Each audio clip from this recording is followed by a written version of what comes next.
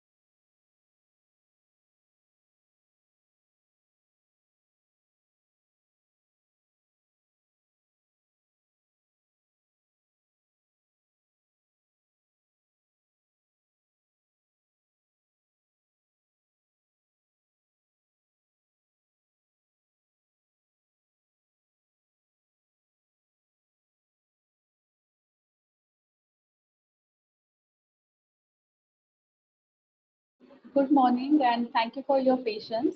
Welcome to the webinar Unlock the Power of Cloud Data Storage, Strategies, Securities and Scalability, hosted by Cloud.in.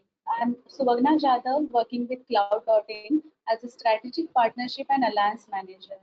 For today's session, we have Sanket Parade and Rutuja Opin as a speaker. Our expert speakers will explore the topics such as introduction to cloud data storage, different types of AWS storage solutions, security measures for storage, and use cases. Sanket and Rutuja both are working with Cloud.in as an AWS Cloud Solution Architect. As a part of a solution architect team, both have expertise in delivering solutions by employing AWS best practices, leveraging the wide range of available AWS services. Before starting the session, I would like to mention few points.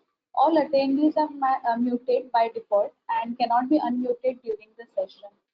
We will have a question and answer session at the end of the presentation. In case you have any questions in between the session, please raise your hand to grab speaker's attention or ask a question through the questions section. I request Sanket to start the session. Over to you, Sanket. Yeah, thank you, Sohana, for that brief. So good morning, all. I hope my audible is clear to all. Uh, First of all, thank you for joining this session. And I'm very truly excited to have all of us to join this enlightening journey to the world of cloud data storage, what we'll be exploring today in this webinar. So moving forward to this webinar, so you must be wondering, in this rapidly evolving digital landscape, the data is a kind of a fuel to us everyone, right? Data is like a lifeblood of innovation to this success. Okay, so over this next 50 or 60 odd minutes we will be delving into some revolutionary concept of cloud data storage, how it will be reshaping the industries and empowering the business to reach new heights, to bring a business new requirements as well as to the success path. Okay, moving forward, this will be the agenda for today's webinar. While we'll beginning with the unraveling principle of the cloud data storage, means that is how, what is cloud data storage, why is the need of a cloud data storage. Next we'll be exploring some types of the data storage solution, mostly compliant by the AWS only. Also we'll cover the security measures, what will be the consider what we need to consider for the security measures considering this data storage. Lastly, we'll dive into some of the use cases, ensuring that you have a good arm with the knowledge to make informed decision to which data storage to be used as per your requirement, as per your use cases. And by the end of this webinar, definitely means we'll try our best to give whatever best knowledge kind of thing regarding to the cloud data storage, and you'll be also familiar with this and help it helps you out to drive innovation and create some competitive edge solution for your requirement. So get ready, buckle up your seats, and we have to take up into the cloud data storage. Now this is the kind of intro. Just I will be I would say ki let's have some revolutionary firstly example set for it. Now why this cloud data storage came into the picture, let's have some revolutionary why this revolution came into the picture. Because before people had to save everything on their own computers, let's say USB drives, data centers, but now with this cloud data storage we can store a number of whatever the images, videos, and we can collaborate and access through with any location, with anywhere. Okay, it's like you can consider it's like a turning a tiny tree house into a giant castle. Okay, so cloud, basically the cloud data storage is the practice of storing digital data in a remote servers access via through internet, replacing some traditional physical data storage solution. So considering that physical data storage, it's better to have cloud data storage where we can have a kind of a SaaS platform based example set for it, and it's easy for everyone. So it's like whenever you need to have some stuff, or you can whatever the data or any images, videos, so you can get it back from this cloud data storage. It's like a borrowing book from some library kind of thing. Now this is not just a library, but it's a magical library where there are a number of features you get to explore, and considering to the security, availability, as well as the main concern is about the cost, so you get to explore a lot here. Now, interesting fact about this cloud data storage, there are three main things. It's a endless space. You can store a number of data here. There are no more data loss where we need to suffer any, suppose any disasters happen. So where data has been lost, the physical data center has been uh, vanished, or whatever things has been. So there are some multiple disasters happen. So in this case, the cloud has a multi-region kind of thing. So where we can leverage that geographically multiple geographic location to have ensure the redundancy, and also that there is a durability where you can have your data properly stored on this platform. And main thing, you can access anywhere, whatever the data from any geographic locations. You can just have just a internet, and you can definitely access whatever you wanted to access. Just a real-time example I would like to give it is the streaming services. Let's consider the Netflix. Instead of storing all that movie on our devices, we used to store it previously, right? But considering now Netflix has become so, means they are using so vast kind of a cloud storage,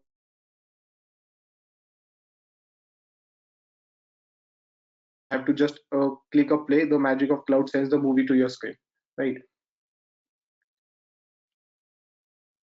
So these are some storage solution provided by the AWS. We'll be deep dive into one of one. But the three, I would say, the types of the storage are the object storage, file storage, and block storage. Okay, now Amazon offers a wide range of storage solution to cater various business needs, from a simple file storage to complex data analytics. So here are some: the object storage, file storage, and block storage. Now each type serves specific purposes, and also the use cases are also different within the cloud data storage. Now we'll just deep dive, means I will be just highlighting some of the types of it so that you can just have an idea based on their use case. So let's consider object storage. Now every must be familiar with the object storage. The first comes in our mind the S3 service, right? So yes, the S3 service is the object storage, where object is a highly scalable storage system that manages the objects. What are the, we will be putting the objects, let's say consider images, videos, each consisting of data like metadata or a unique identifier. We can have it in this particular bucket kind of thing. This type of storage is well suited for, I would say, the unstructured data, means a bulk kind of a data, and we can use often storing the large volumes of files, such as I mentioned previously, the videos, images, documents, and also considering to the business requirement, we can store our backup files also here. So that is the main about the object storage. Second one is the file storage. Now, file storage provides a shared file system accessible by multiple instances. Now, instances in this term, the servers, the VMs, I'm mentioning about this. So, where we can have a common file system shared between two instances, which can be work as a collaboratively in a working, in a staging, as well as the production environments, as it offers the ordered kind of a structure. Means let's say consider the directories are there and the files similar to the traditional only, but just it has a sharing mechanism, so it's very suitable to, as well as the convenient for some of the use cases. Third one is the block storage. Now, block storage involves the provision of storage volumes as a blocks. Uh, Everyone is familiar about the EBS also, the elastic block storage. So that is the term in the block storage, which can be attached to a virtual machines, the EC2 servers, and used as a raw storage, mainly for the OS part, also whether the whatever the files we need to store it. So that can be utilized here. So it is suitable for the scenarios where low level storage access is required, such as databases and applications that can be managed own file systems. So these are the three types where basically mainly used in a cloud data storage. So, and about this benefits of the storage are, see, uh, the flexibility is there in the hand, means regarding to the scalability, scale your storage up and down instantly. Definitely that flexibility is there in a hand, adapting to your changes needs. But in the previous data centers, we need to procure some, okay, we need to consider the future part. Okay, we'll be needing some 1 TB of data, so we need to procure, we need to have an advanced kind of a booking. But in a cloud, there is no nothing, we need to some give some commitment or like that. It's depend on completely on use cases, how we scale our storage. So depending, we can hire that particular type of, okay, we'll be needing some 10 GB of storage. Additionally, we can add up day by day or whatever as per your requirements. Second is the cost savings. You can definitely reduce your capital expenditure, and you don't need to rely on that, okay, I need to some predict some particular data I will be needing. But the budgeting part is also there in a hand. Also, the it's very helpful in a disaster recovery. We can have our backup stored in this kind of a storage, cloud data storage, where we can have kind of a redundant architecture done for. And also it is the best for the data recovery as well, as in a worst case of scenario, suppose any some disaster happens in future. So this is the kind of a cloud data storage we can leverage for the backups, and definitely it can be a kind of a backup strategy aligned to our infrastructure. And as the AWS definitely says, that is our global services are there. So it serves the global audience with the minimum latency using there are many, we can take up the many AWS services considering the CDN service, the content delivery networks. So we can collaborate this, integrate with this kind of a S3 service also. Now we'll be just taking the deep dive into some of the type of it, as I mentioned, the S3, EBS, and EFS. So let's consider as these are the major used services. So let's consider now the Amazon S3 service, the simple storage service. Okay, now S3 is a object storage service, as I mentioned previously, designed to store or retrieve any vast amounts of data. It offers high durability and the security as well as the performance related. Now whatever you wanted to store regarding to your images, videos, or whatever, let's say consider you're having a website that must be containing more about the images, videos, and some of the files, so where you can access, you have to access in a day-to-day basis, so where you can leverage this S3 service as a cloud data storage. Because it is has a use cases are many, including backups, data archiving, content distribution, and big data analytics also. So as per your requirement, you can have this S3 bucket service aligned to your requirement, and you can definitely leverage it.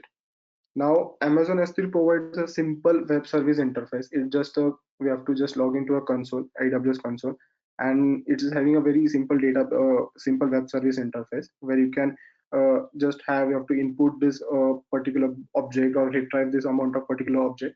So whatever, at any time, anywhere you can do it. This, so there are no such limitations or say. So Amazon S3 is a kind of a pioneer service for the cloud data storage, which are having uncountable benefits. So I have just figured it out some of the five most prominent ones. So first one is the reliable security. Whenever we create some Amazon S3 bucket, okay, so they are kind of a, we can have some IAM user assigned to it. So whether which bucket needs to be assigned to which user, or we can have some permissions for each file, each bucket, or we can just align it by using the IAM service, the identity access management, which provides a complete control over how, where, and by whom the data can be frequently accessed. With this set of rules and permissions, you can make sure that there are no unauthorized access to your data. So the security is also properly aligned by using this. And the IAM service is a kind of a free service given by the AWS. So we don't need to pay any charge for that IAM service. Just we need to have this S3, whatever the per GB costing is there, that is applicable. Second was the all-time availability. Now, Amazon S3 gives the user its service to the same high scalable, reliable, and fast, inexpensive data storage. But AWS has definitely promised that it is kind of a 99.9% availability, considering whatever the data storage type you choose. There are multiple types of classes in S3 also. So whatever the class you choose, definitely the availability is in your hand. The AWS has given, there are different certain SLAs has been defined at AWS. What is the availability for the particular type of classes? But both what are the SLAs are defined, which is strictly followed by the AWS. So you will be get definitely the 99.9% of availability. Also regarding to the cost, yes, definitely the cost benefit is there. Whatever the per GB you will be paying, considering to the physical data storage as well as the whatever the third party will be leveraging, definitely S3 will give you the very cheapest kind of pricing, which can be never matched with the another cloud storage. And also there are, as I mentioned, there are different types of which we'll be exploring in the next slide. So you will get to know not just a standard bucket, you can leverage some of the another buckets which can give you more cheaper pricing compared to other bucket kind of thing.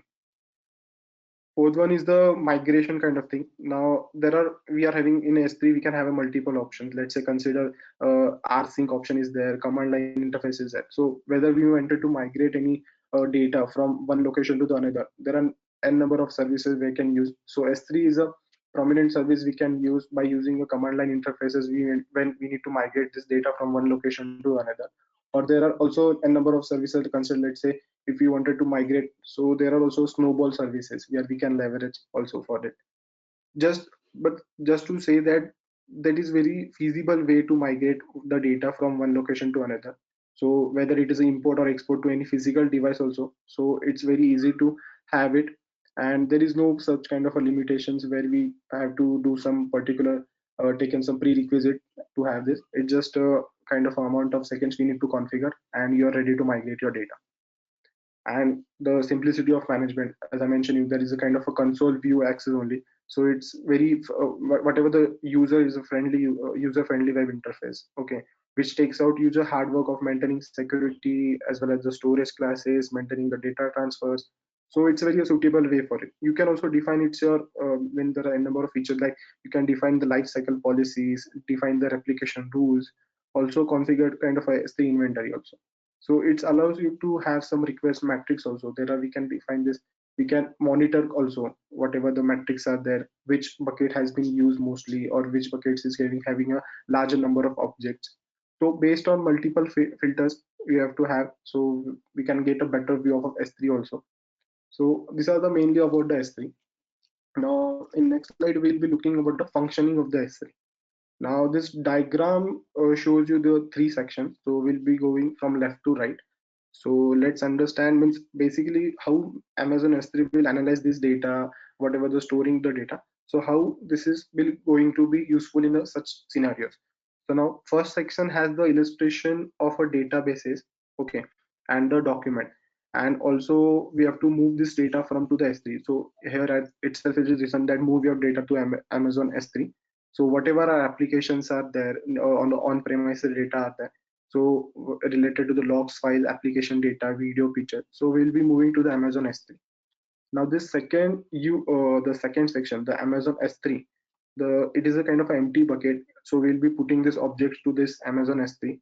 So to have a build to store and return any amount of data from anywhere, so we'll be just creating that bucket, and we'll storing all the data related to any databases files or logs files, we'll be storing into that. So basically all control regarding to the accessing that data, whatever we need to have some cross region replications or any security align, so we'll be just doing in this kind of a Amazon S3 only.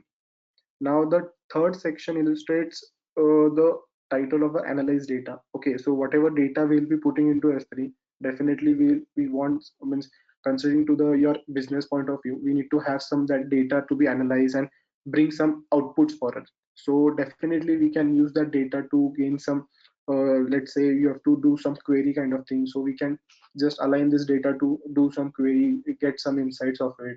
Also we can have aligned kind of a BI graphs, the power we can also leverage some of the Power BI tools where we can use this data to bring some charts also or any graphical view kind of thing. So we can analyze this, and to have a properly analyze your data, so we can just leverage this service, and we can have this whatever the data to our business outcomes only basically. So whatever the you will be leveraging or whatever the data you'll be storing in the S3, it's definitely the useful things. Whether it's whatever the might be the use case. So it can be very in a multiple verticals also, whether it is a kind of hospitality or gaming sector or any manufacturing stuff. So definitely S3 will be a kind of a prominent service for your data storage. And further moving, we'll just see the types of S3 classes. As I mentioned you, as we are only the leveraging the standard class, but there are a number of types of classes where we can leverage this. The pricing difference is there definitely based on your access, so we can define. So we'll go just one by one. Now I will just highlight about the S3 standard. Now considering this S3, this is a default storage class designed for your frequently accessed data. By day-to-day basis we'll be accessing the data. So basically the S3 standard can be leveraged then. It's kind of having the same functionality only, the high durability and whatever the available requirements. And mostly these use cases are ideal for the mobile applications, say let's say static websites or any gaming application. So mostly they have been leveraging this type of class in those cases only. And also definitely every storage class provides a high performance, the 99% of availability. So every storage class will provide. Second one is the standard infrequent access, the standard IA1. Now this is the Amazon storage class that data is accessed kind of a frequently less access, but requires the kind of access when needed. So it's based on whatever the we access that data. It's on a depending on that it's matches those access types, and also the pricing also is less as compared to the standard one. So whichever class we choose for our requirement, accordingly the pricing is also varying. Now coming to this intelligent tiering, this steering automatically move your objects between two access layers. Means one is the frequent access and another one is the infrequent access. So based on this, there is a backend algorithm at AWS. So it's whatever it finds out, okay, this 10 of the objects are frequently accessed and 10 of the objects are less frequently accessed. So based on that changing access patterns, it helps you optimize the cost also and properly define your objects data also. Now whether now this depends on the use cases. Now let's say there are some of the hospital reports are there. So let's say we'll be accessing hospital reports for the last 1 year. uh, Also we need to store about the last 5 years of data, so where we can have some intelligent tiering storage class. So there are a number of use cases based on your particular explicit requirement. You can just have that type of a storage class aligned to your requirement. Now moving to the S3 ozone infrequent access. Now this is a kind of a same, I would say the infrequent, but it would give a kind of if data is lost kind of thing in a single agent. So this gives a kind of a one zone accessibility, basically to have a backup copies created. So where this can be a suitable, where which is kind of a infrequent data is accessed, where we can leverage this storage class. And primary concern is to have for the backup copies only, where we can have this storage class aligned, whether its cost is also low. Now these two, considering the glacier and deep glacier, these are the cheapest storage card I would say, because this is kind of a long-term data archival kind of thing. It's where we need to have that last 6 months of data to be archived, or last 1 year, and we'll be not accessing for only the same 6 months or 1 year. So we can leverage this glacier or a deep glacier kind of thing. So where we can have our logs dumps, basically suppose we have to analyze only last 3 months of log, so we can definitely move that last 3 months of logs to the glacier storage classes, and we can leverage the benefit of pricing as well as the benefits of the storage classes.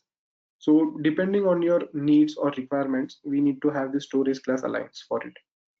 Okay, now let's move on to the security measures of the S3. So I have just jotted down these 6 benefits. Means whatever the we have to take as a compliant kind of thing for the whenever configuring the S3 service, or there are some of the features by default we need to have for the S3. So these are some. So firstly, S3 offers object ownership, which allows you to specify the ownership of the objects within the bucket only. Okay. Now this can be a particular useful in the scenarios where you need to have transfer some object, okay, ownership between your AWS accounts, or whether you wanted to have some consolidated ownership of the object within a single account only. So there can the object ownership can be feature can be leveraged. Now behind this object ownership, there is an algorithm, means there is a mechanism. There are CRR and SRR, okay, which is the CRR is a cross region replication, or the SRR is the same region replication. With a bucket owner, we can have these rules, replication rules configured it. So this is a kind of a security measure we need to be taken, and as it is suggested as a security best practices. Now block public access. Now it's S3 bucket completely provides control whatever across an entire AWS or at an individual S3 bucket level also, where we need to ensure that our whatever the bucket is there, that is not publicly accessible. We need to have just that toggle disabled for public access. So just to avoid to have a public not keeping it in a public facing. Now, public access is granted to buckets and objects through ACLs. Okay, the access control lists, the bucket policies are also there. So, in order to ensure that public access to all of your S3 buckets and object is blocked, just we need to have that block all public access at an account level only. Though whatever the settings we need to apply, it's account wise only. So, considering to the future security compliant thing, we need to do it. So basically, the AWS recommends to have turn on the toggle, the block all public access. So we need to ensure that uh, security measure for our S3 service only. Now object logs is the S3 feature that prevents object versioning, means from being deleted or any overwritten for a fixed amount of time or indefinitely, so that you can enforce any retention policy as an added layer of a data protection or a regulatory compliance. So it's better to have a kind of a duplicacy, or there is no kind of a deletions done. So means a number of factors. We can also have the MFA configured, the two-factor authentications. So that can be also considered. Coming to the encryption with KMS. Now you must be wondering the KMS part. Basically, the key management service. The AWS having a default key management service means a kind of a secret key. The AWS leverage for the internal services where we can leverage this KMS key. So now how S3 can be integrated is now encryption. It's known as a kind of a server-side encryption that we need to have encrypted. Means the data at a rest. One of the options for SCC is using KMS only for enhancing the security and control over the encryption. So where we can leverage the encrypt KMS for encryption of the S3 only. Now server-side encryption with the KMS, which allows you to manage the encryption key used to encrypt and decrypt the whatever the object you'll be storing in the Amazon S3. So where we can leverage the KMS. Now, Amazon Messi is a kind of the AI kind of a tool, means powered by security service, which helps you to prevent a data loss by automatically discovering or classifying and protecting sensitive kind of a stored data in the Amazon S3. Now, whatever means it uses the machine learning algorithm to recognize the sensitive data. Let's say the personalized the PII data, right? The let's say consider if you're storing some credit card details or any debit card details, so where it can identify, okay, this is a kind of a sensitive data, we need to have that properly security aligned. So where Amazon Messi helps us to have properly security aligned for it, and also because it assigns a business value to that data, right? So we need to ensure that that is also configured for it, where we can leverage this as a external or a extra kind of a security service. So how it can be leveraged for an organization. So definitely you must explore this Amazon Messi service. And now, and everyone is familiar with the IAM service also. So basically, as I told you, that allows you to control the access of the S3 resources by defining such policies or that specifying who can perform specific action on the buckets or any objects. So these are the kind of policies we can assign. We can have a fine grained control at the bucket level, specifying the permission for multiple users or groups, where we can have, okay, this particular group must be having this kind of a read access only, this particular group must be having a read or write access for that. So there are access control lists where we can define at the IAM level. Also we can have a kind of a granular permissions for the individual objects also within a bucket. So depending on the use cases or depending on your particular requirement of your website or any application, so you can leverage the security measures for the S3 storage. Moving further, this EBS and EFS will be routed by Rutuja. So over to you, Rutuja. Thank you so much, Sanket. Hello, everyone. Good morning. I hope I'm clearly audible enough. So I assume you've understood the S3 service and the security measures that were completely explained by Sanket. Moving on, let us now understand the next two major AWS storage solutions that are the AWS EBS, that's Elastic Block Storage, and AWS EFS, that is Elastic File Storage. So starting off with the second most used storage type, which is Elastic Block Storage, Amazon EBS. So basically, in Amazon EBS, it provides us the, as the name suggests, it provides us a block level storage volumes for use with the EC2 instances that are in our infrastructure. So EBS volumes, these behave like you can say raw or unformatted block devices. So you can mount these volumes, or you should attach these volumes to your EC2 instances. So the EBS volumes that are attached to an instance are exposed to the you can say storage volumes that persist independently from the life of the instance. So it is completely associated and attached to the instance, and it is, you can say, aligned with the stop and start of the instance whenever it's stopped and start and everything. So you can create a file system on top of these volumes, or you use them in any way you would use a block device such as a hard drive, and you can dynamically change the configuration also of these volumes attached to your instance. Okay, so you can create an EBS volume in a specific availability zone and then attach it to the instance in that same availability zone. And if you want to make the volume available outside of the availability zone, yes, that's also possible. You can create a snapshot and restore that snapshot to a new volume anywhere in that region. So this will also increase the availability. So AWS also offers different types of EBS volumes. Namely, there are three types. So solid state drives that are SSD, hard disk drives that are HDD, and previous generation magnetic volumes. So so basically there are three types of it which are majorly used. I'll be explaining you that. Considering your first one, which is the general purpose SSD. So use cases wherein you have system boot volumes, or you can say virtual desktops, or small to medium sized databases, or there are cases where development and test environments are involved in the workloads of your infra. You can use these type of EBS volumes, which are general purpose SSDs. So this type of EBS volume offers us a volume size of 1 GB to 16 TB, and it gives us a maximum throughput of 160 MB per second. And there are also two types of general purpose SSD. One is the GP21 and the other one is GP3. And moving on, we have the second type of EBS volume type, which is provisioned IOPS SSD. So herein, if you have a use case wherein you have critical business applications that require like sustained IOPS performance, or more than 10,000 of IOPS, or more than 160 MB per second of throughput per volume, you can use the IOPS SSD. So this also supports the large database workloads such as the MongoDB, MS SQL, PostgreSQL, and Oracle.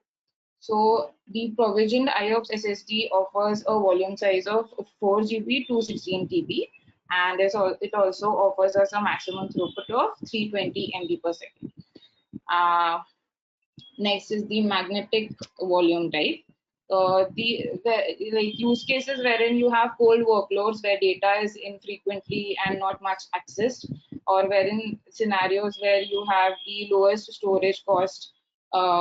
You like wherein in scenarios where you are not very concerned for the storage cost. I mean, your storage cost is important and you are not accessing the data frequently. You can use the magnetic type volume type. This offers us a volume size of 1 GB to 1 TB, and you get a maximum throughput of 40 to 90 MB per second. So let's now we can discuss some few characteristics for the service, EBS service. So in case of performance, depending on the volume type, you can definitely achieve varying levels of performance with the EBS volumes. As I said, there are many types of volumes also. So according to your use case, you can leverage whichever type of volume you need and attach the appropriate to the instance or tie to your instance. And the provisioned IOPS volumes offer, as I said, predictable and high performance. So while other types cater to different performance needs as per your need. In case of encryption, you can enable encryption for your EBS volumes to ensure data security. We'll discuss about this in a very brief way later. Coming next to the persistent and durability concept, EBS volumes are designed for the durability and persistence aspect, and the data that is stored on the EBS volumes is not lost. So when you actually stop or terminate your EC2 instance, making them suitable for this makes them very suitable for storing the important data and applications. That is, like, for example, if your EC2 instance is attached to a specific volume, you will not lose it, and you will have the data that you have stored in that specific volume intact. As I said, it offers a block level storage, which means it divides the storage into a fixed size of blocks, and it can be independently managed. This allows you to create and attach and detach the storage volumes in your EC2 instances as per your need. Also, it offers us snapshots. So EBS volumes can be backed up by using the snapshots that it offers. Snapshots are basically point-in-time copies of your volumes data stored in Amazon S3. So they can be used to create new volumes, migrate your data, and ensure data recovery if in case of any recovery is needed. So moving on, we have the Sanket. Can you just change the slide? Yeah, thank you. So let us now look into the security measures that we should opt while working or having an infra inside or having some data inside your EBS volumes. So Amazon EBS offers a straightforward encryption solution of data that is at rest, that is in transit, and all the volume backups. So EBS encryption is basically supported by all the volume types that the AWS offers us. And it includes built-in key management infrastructure without having you to maybe build or also maintain and secure your own keys. So we use AWS KMS service, the key management service that AWS also offers us. So this envelopes the encryption with the customer master keys for your encrypted volumes and snapshots. And AWS also offers an easy way to ensure all your newly created Amazon EBS volumes resources are also encrypted by simply selecting encryption by default, which you have in the console while you are creating an EBS volume. So this means you actually no longer need to write IAM policies or to require the use of encrypted. If you want to encrypt a volume, you don't need to like write IAM policies, customized policies for your encryption to the EBS volumes. All your new EBS volumes are automatically encrypted at creation itself if you create by using the encryption option that is given. So you can also create your EBS volumes as encrypted volumes. This will in order meet a wide range of data at rest encryption requirements that you need, and for regulated or audited data and applications. When you actually create an encrypted EBS volume and attach it to a supported instance type, so the data that is actually stored at rest on the volume, the disk IO, and the snapshots created from the volume are also encrypted. With the EBS encryption, you aren't required, as I said, you aren't required to build or maintain and secure your own key key management infrastructure. So when you create an EBS, when you encrypt an EBS volume and attach it to a supported instance, the types of data that are encrypted are the data that is at rest inside the volume. All of the data moving between the volume and the instance is also encrypted. The snapshots that are created from the volume. So if you have a volume which is already encrypted, so in future, if you create snapshots with those volume, those are also encrypted by default. And also the volume created from those snapshots. So if you create a volume from the previous snapshot, also that is encrypted by default. So Amazon EBS encrypts your volume with a data key using the industry. So basically, what does EBS encryption does is it creates with a data key using industry standard AES-256 data encryption. It encrypts your volume. The data key is generated by AWS KMS, the key management service, and then it is encrypted by the AWS KMS with your AWS KMS key prior to being stored with your volume information.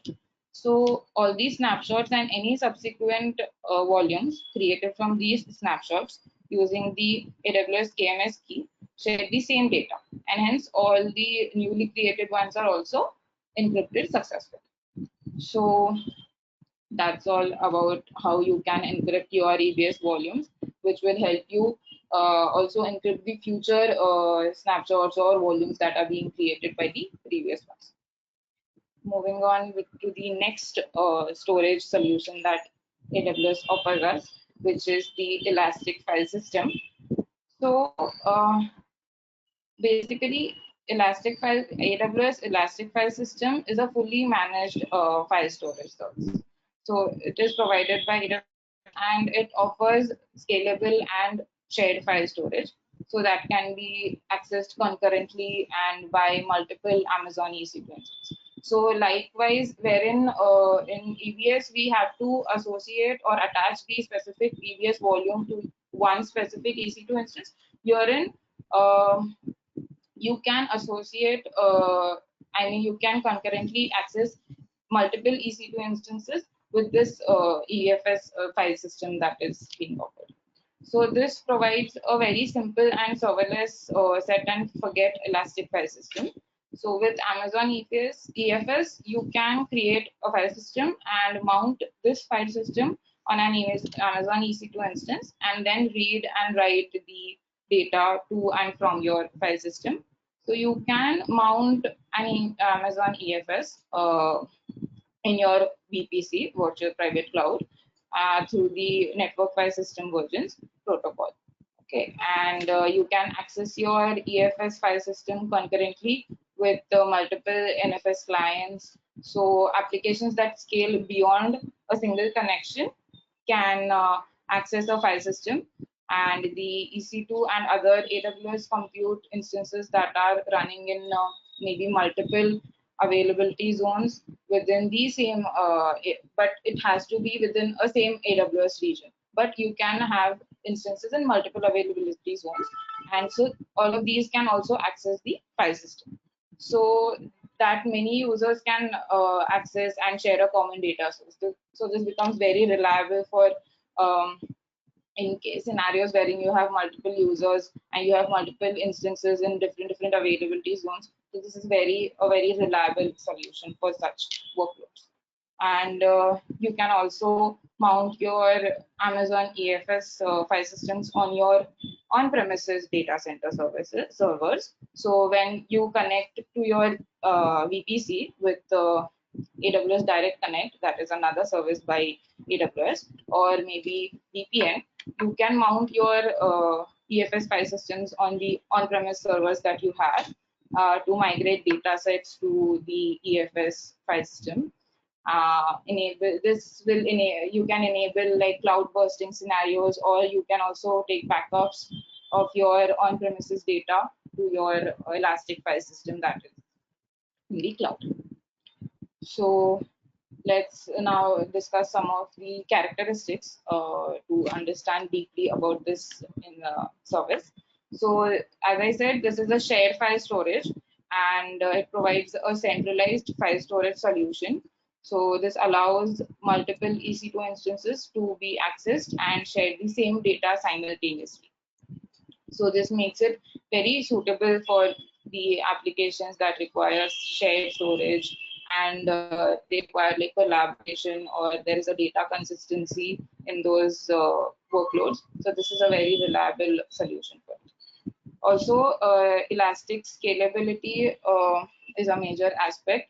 So EFS actually scales automatically as your storage needs grow, and you don't need to like worry about provisioning or managing the storage capacity. And you can dynamically scale up or down without disrupting your applications. So the next point is like file system creation. So like, as I said, you can create a file system within a specific AWS region, and the file system can span up to multiple availability zones, providing you high availability and high data durability. Also, it supports cross-region replication, so allowing you to replicate your file systems to another AWS region for disaster recovery, or to serve users in different geographical locations. You can also opt this option for that. Moving on, let us now look into the security measures that we should consider while working with Amazon EFS.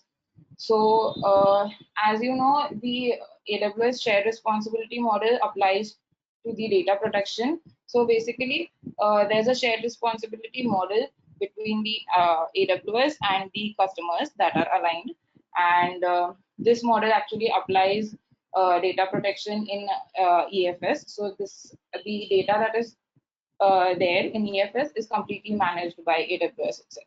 So as described in this model, AWS is responsible for protecting the global infra that runs all over the AWS cloud, and you are responsible only for maintaining control over your content that is all of the that is hosted on this infrastructure.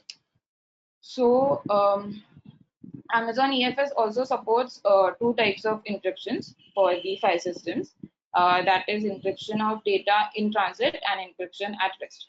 So you can actually also enable encryption of data at rest while creating an Amazon EFS file system. You can enable the encryption of data in transit when you mount the file system. So when you if you want data at rest to be encrypted, you can create encrypted file systems using the AWS Management Console, the AWS CLI, or programmatically through the EFS API or one of the SDKs, maybe. So your organization might require, if they require the encryption of all data that meets specific classification or is associated with a particular application, workload, or environment, you can encrypt all of this data using this method. And if you want to encrypt data that is in transit, it is done by this is actually done by using the transport layer security TLS in the EFS. So when you mount your file system using the using the EFS mount helper, you actually then encryption of data in transit is declared. Okay, so as a mount option for your Amazon EFS file system, the mount helper actually initializes a client's tunnel process. So this tunnel is an open source multi-purpose network relay. Okay, the client tunnel process is actually, it listens on a local port for the inbound traffic, and the mount helper redirects the network file system client traffic to this local port. So the mount helper uses a TLS, that is the transport layer security version 1.2 maybe, and to communicate with your file system. So this actually encrypts the data that is in transit, and it secures the data. So this is how you can encrypt the data that is in transit. So moving on, let us now come to the last topic that we have, wherein we'll be discussing the use cases, or you can say the workloads wherein you can use these three specific solutions that AWS provides us. So firstly, where can you use S3 service? So if you have data lake and big data analytic workloads, so you can relate to S3. You can create a data lake to hold the raw data in its native format, and then use machine learning tools, query in place, and the analytics to draw insights. So S3 actually works with lake formation to create such data lakes, then define work governance, security, and the auditing policies. So together they can be scaled to meet your growing data stores, and you'll never have to make an upfront investment for this. So data lake has to be a very huge amount of data. So you can definitely leverage the S3 service for this use case. Next use case is methodically archiving. So S3 works seamlessly, as Sanket explained. There are multiple storage classes that S3 provides us. So S3 works seamlessly with other AWS offerings to provide methodical archiving capabilities. Where, for example, we have S3 Glacier and S3 Glacier Deep Archive. So you can enable these storage classes to archive the data and retire physical infrastructure. So these are there are three storage classes, and as we saw earlier, and that we can use to retain objects for extended periods of time at their lowest rates. So S3 lifecycle policies can be created and to archive objects at any point within their life cycle, within the data's object's life cycle, and you can upload objects to the archival storage classes directly. And the last, reliable disaster recovery use case. So S3 storage supports S3 cross-region replication, and in addition with the AWS networking, computing, and database services, it makes easy to protect the critical applications, its data, and the IT systems. So it offers active recovery from outages, no matter if there are any cause, any system failures, any natural disasters caused. So S3 is a very convenient and reliable disaster recovery that can be leveraged. So in case of EBS, if you have an environment, if you have a testing and development environment, you can scale, archive, and duplicate or provision your testing, development, or production environments using the EBS storage volumes, wherein you will be easily attaching the volumes to the testing instances in your infra or the development instances of your infra. So it will be very reliable to actually fetch the data from. In case of business consistency, so the copies that are created, so the copies of EBS snapshots and the AMIs that are Amazon machine images.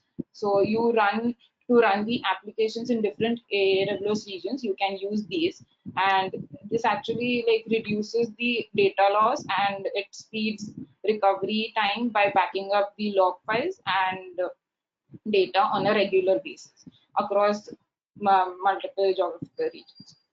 And lastly, the enterprise-wide application scenario. So you can meet a variety of enterprise computing needs through powerful block storage that EBS offers, and that can support your most important applications such as Oracle, SharePoint, Exchange, anything. Lastly, with for EFS, the use cases, for example, that are lift and shift application support, if you need, you can use the EFS, which is elastic, available, and scalable. So it enables you to move enterprise applications easily and quickly without needing to actually re-architect them.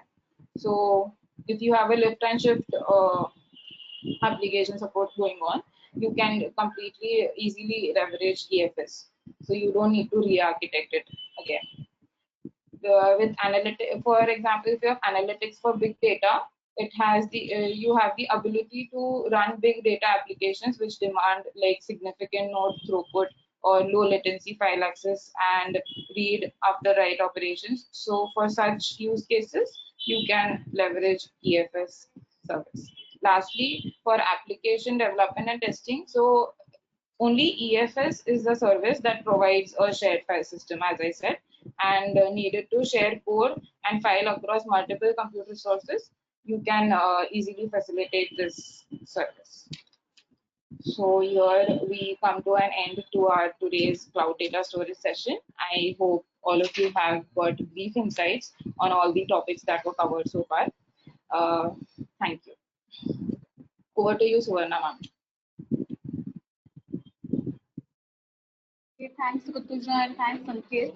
It was really an informative session. I hope all of our attendees have found it useful. This session is open for questions. Feel free to post your questions.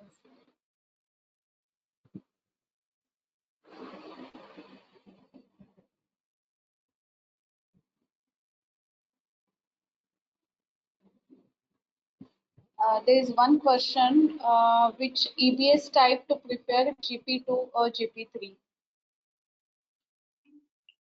Sanket, Okay. Rutuja, can you please take Yeah. it? Yeah, I will take a Prakutuja. So based on your requirement now, see, there is a last recently blog only has been published by AWS. So preferably, mostly EBS volume was preferred to the GP2 type only, the general purpose type 2. Now the AWS has published a recently blog that GP3 is performing the same performance or whatever the capabilities which GP2 is having.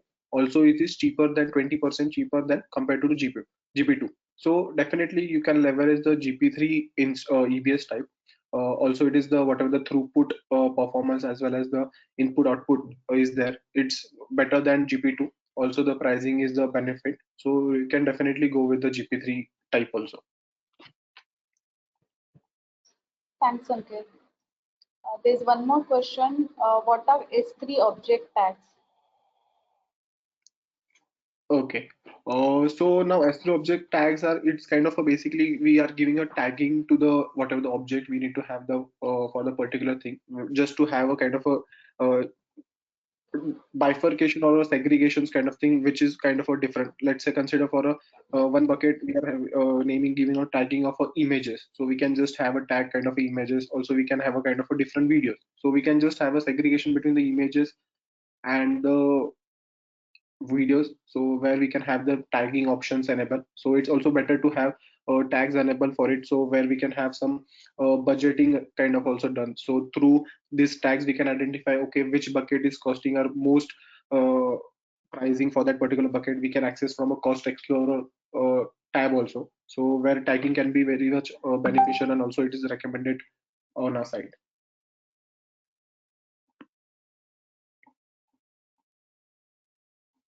uh, so now, ma'am, is there any more questions? Yes, Sanket. Thanks. There's one more question from Kiran.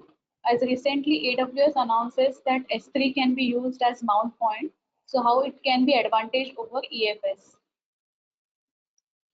Yeah, thank you, Kiran, for that questions. Yeah, definitely the AWS recently only has launched that Mount 3 kind of a feature for us, because it can be a definitely beneficial, because see, calling from a let's say open source, basically it will be kind of a compute cost will be a reduced competitive. So mounting can be a, it can reduce the API calls to whatever the API calls you are doing. Let's say from a particular get or list, it is definitely for worth it for a use case of a data lakes kind of thing, where you can definitely leverage it. And as you are saying, let's say the use case can be different. You cannot say okay, it can be replacement of kind of a EFS, but you can leverage this feature whatever the AWS has, because it is a kind of open source, or you can say the boosting for the performance of the S3 objects performance. So where you can leverage it, it's kind of, we cannot say it's kind of a replacement for the EFS part, because EFS is having, as Rutuja mentioned in our webinar, there are different benefits of the EFS which can be a kind of a sharing. But this S3 mount point you can definitely leverage. It's kind of a open for all kind of thing. Also for definitely having some heavy workload kind of thing. Let's say the data lakes operations or any, you have to just lower the compute cost of your overall infra. So where you can leverage this mount point for the, which has given by the Amazon S3. Thanks, Sanket. There are no further questions, so I guess we can conclude the session. Thank you all. Thanks for joining and thanks for attending the session. We would like to get your feedback on the session to improve the experience. I have pasted the link in the chat box of the feedback form. Do share your feedback through this form. Thanks. Yeah, thank you all.